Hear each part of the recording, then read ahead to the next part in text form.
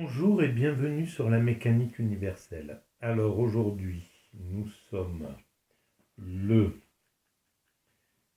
euh, le, le, le- le-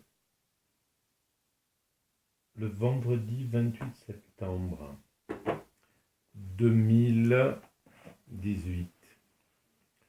Euh, et je continue la lecture de ce livre,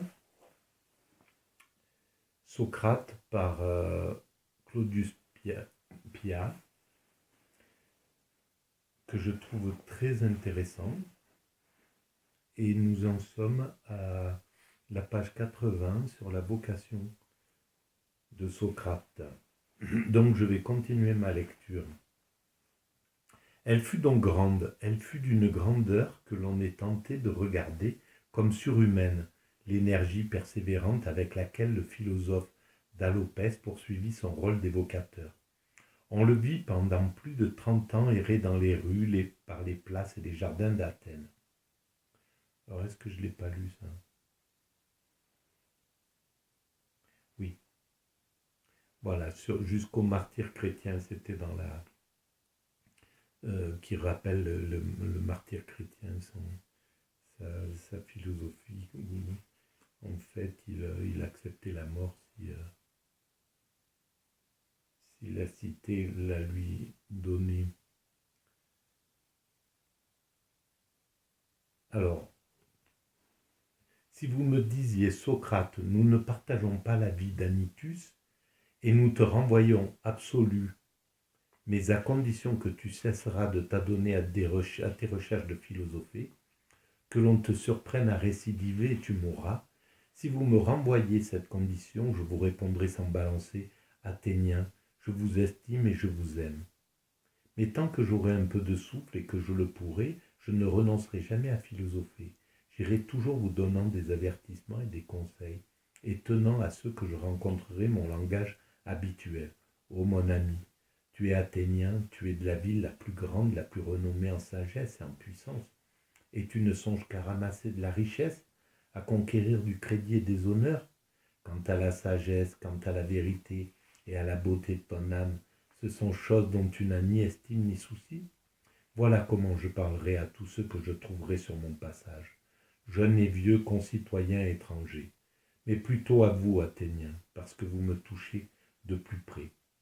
Et faites ce que vous demande Anytus, ou ne le faites pas. Renvoyez-moi ou ne me renvoyez pas.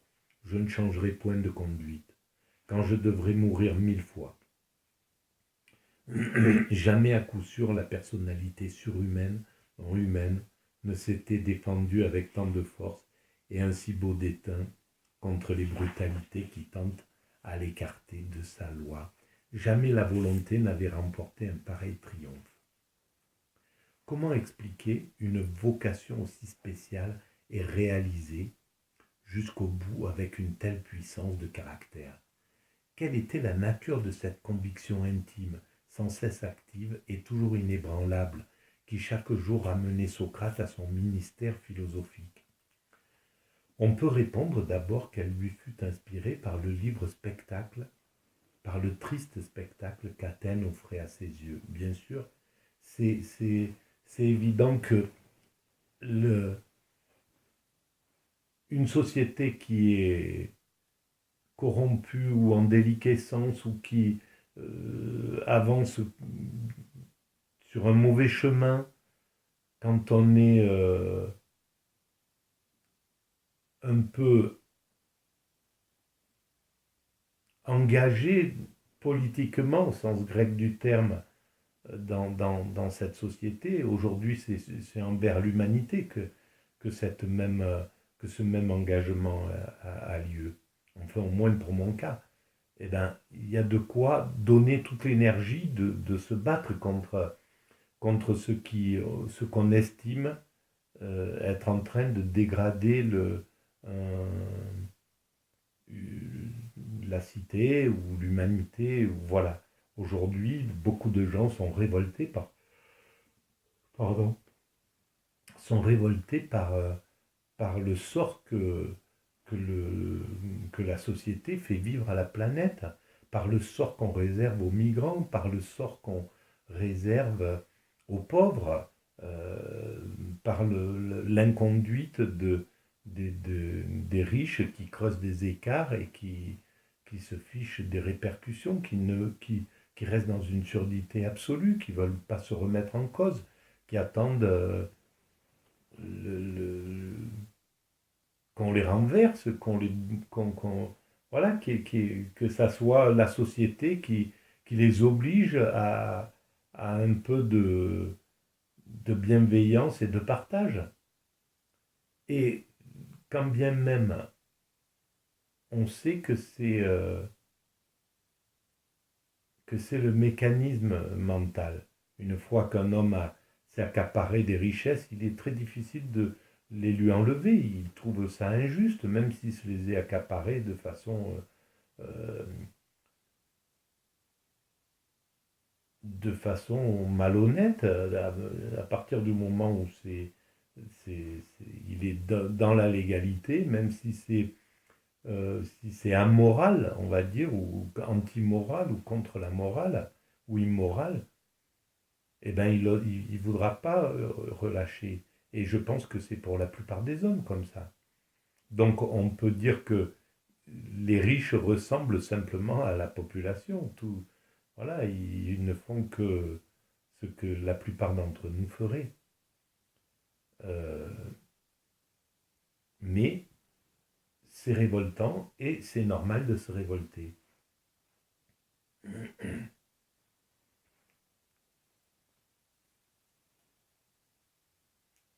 La corruption des mœurs se révélait partout et sous toutes les formes.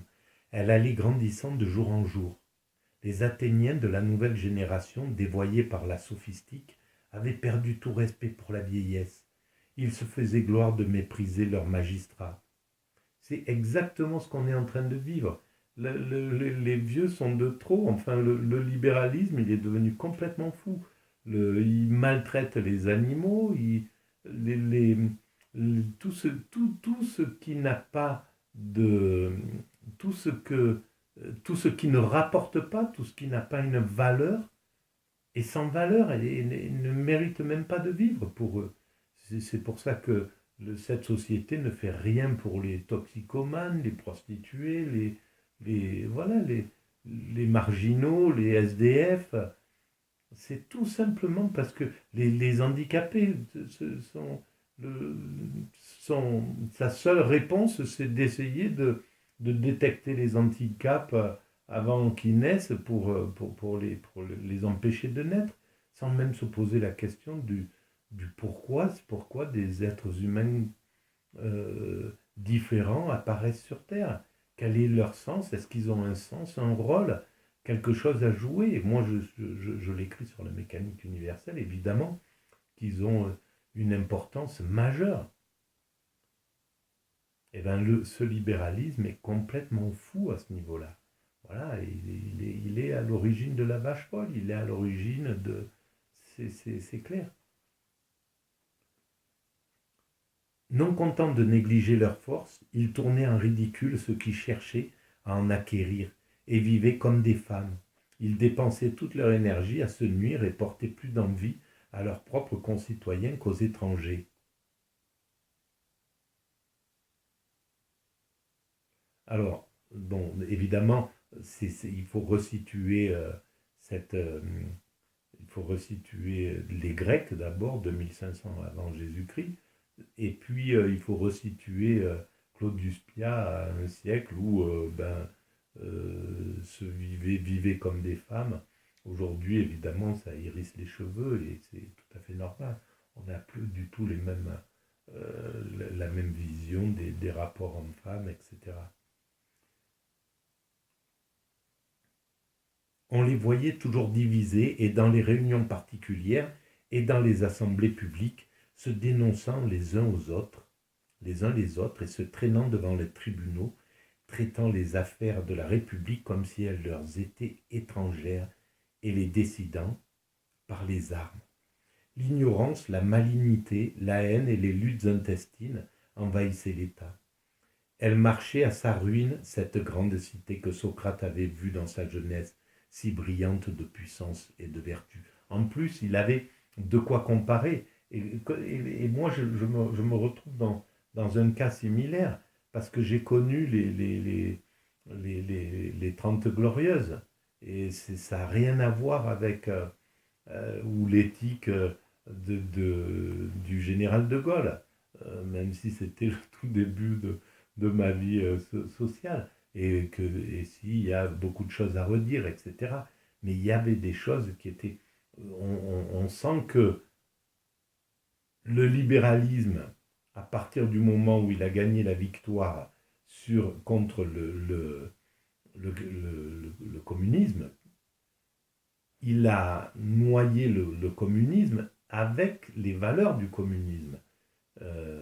Et donc, il a perdu quelque chose qui lui permettait à ce libéralisme d'être à peu près éthique, à peu près moral, à peu près bienveillant envers les ouvriers, parce qu'il avait en face un communisme qui si le capitalisme se comportait mal, engrangeait des voix.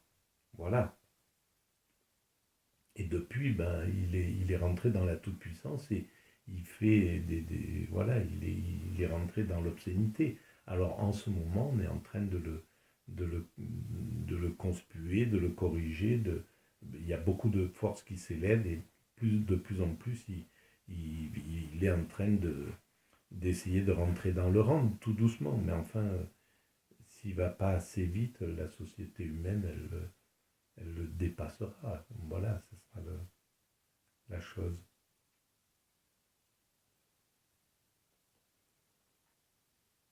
Et c'était là un avenir auquel son âme généreuse ne pouvait se résigner. Il crut qu'il suffirait d'instruire pour améliorer. Il crut que la raison avait un empire irrésistible, un charme auquel on ne peut se soustraire quand on s'est une fois pénétré de son idéal éternel. Et il se prit résolument à son bonheur. Ne crois pas, répliquait-il au fils d'Aspasie, que les Athéniens soient atteints d'une incurable perversité. Non, ils font le mal parce qu'ils ignorent le bien. Celui-là est un joueur de luth qui sait jouer du luth.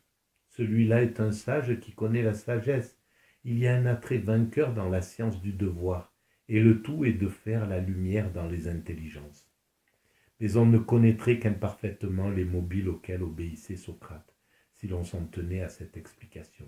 Il y a quelque chose de plus original et aussi de plus mystérieux dans son rôle philosophique. Il croyait véritablement avoir reçu du Dieu l'ordre de travailler au salut d'Athènes.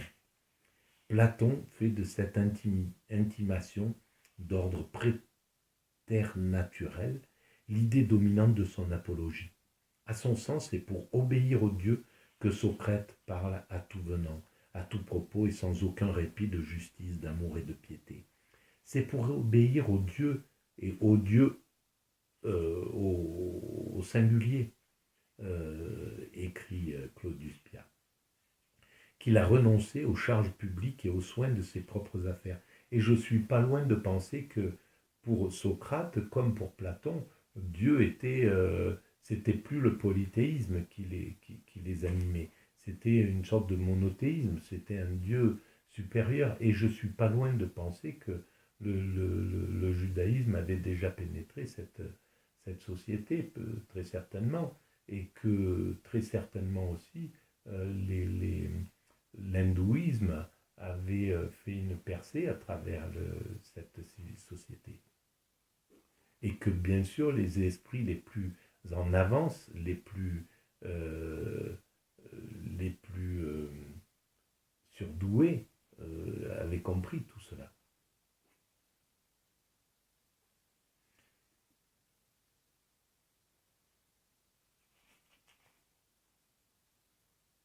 C'est pour obéir au Dieu que Socrate parle à tout venant, à tout propos et sans aucun répit de justice, d'amour et de piété. C'est pour obéir au Dieu qu'il a renoncé aux charges publiques et aux soins de ses propres affaires. C'est pour obéir au Dieu qu'il préfère mourir et 1000 fois que d'abandonner sa fonction d'examiner des consciences, d'examinateur de conscience. le Dieu tient si fort à son entreprise qu'il ne cesse de le presser du dedans et du dehors, par tous les moyens dont disposent les immortels pour révéler leur volonté à un homme. Et donc, c'est là où on peut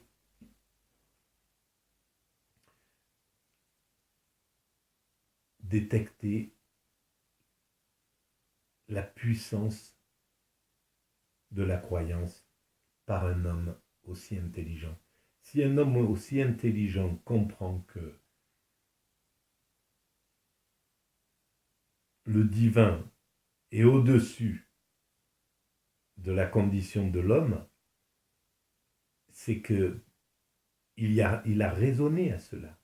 Il y a réfléchi. C'est pas une petite chose. Si un type aussi intelligent que Socrate n'avait pas eu la certitude qu'il y avait du divin, il aurait tenu les propos des sophistes, ou il aurait tenu des propos contre un principe créateur. En fait, c'est vraiment l'intelligence c'est pas des farfelus, quoi, je veux dire. Voilà, c'est pas Hegel ou tous ces grands philosophes, ce sont pas des farfelus. S'ils sont arrivés à la spiritualité, c'est pas uniquement une conviction intuitive, ou je sais pas, ou simplement une illumination. Il y a peut-être aussi ça, mais en réalité, derrière, il l'éclaire avec la raison. Si ça tient avec la raison, ils vont y croire. Si ça ne tient pas, un type comme Socrate n'y croirait pas. Il ne croirait pas en Dieu si ce n'était pas raisonnable de croire en Dieu, en somme. C'est ce que je veux dire. Et c'est comme Pascal, c'est comme Spinoza, c'est comme voilà, tous les grands philosophes, tous. Si c'est pas intelligent, ils n'y croient pas.